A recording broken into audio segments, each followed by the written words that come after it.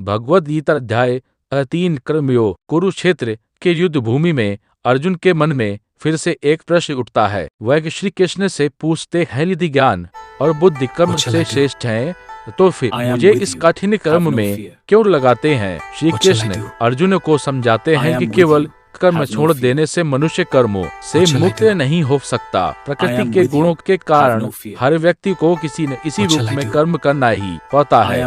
इसलिए कर्म से भागना नहीं बल्कि सही भावना से अपना कर्तव्य करना आवश्यक है।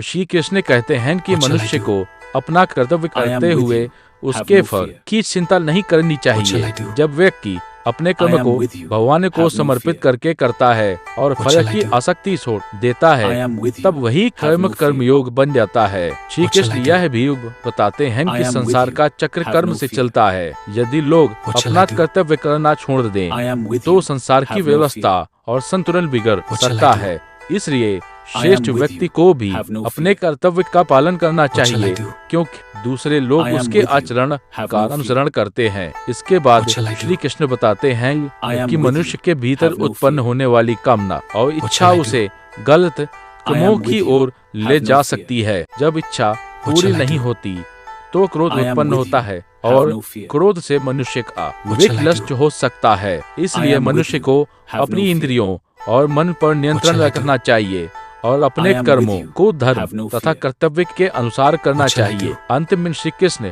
अर्जुन को प्रेरित करते हैं कि वह अपने कर्तव्य से पीछे न हटे और अपने सभी कर्मों को भगवान को समर्पित करके करे। अध्याय 3 का मुख्य संदेश, कर्म करो लेकिन कर्म के फल के प्रति आसक्त मत हो।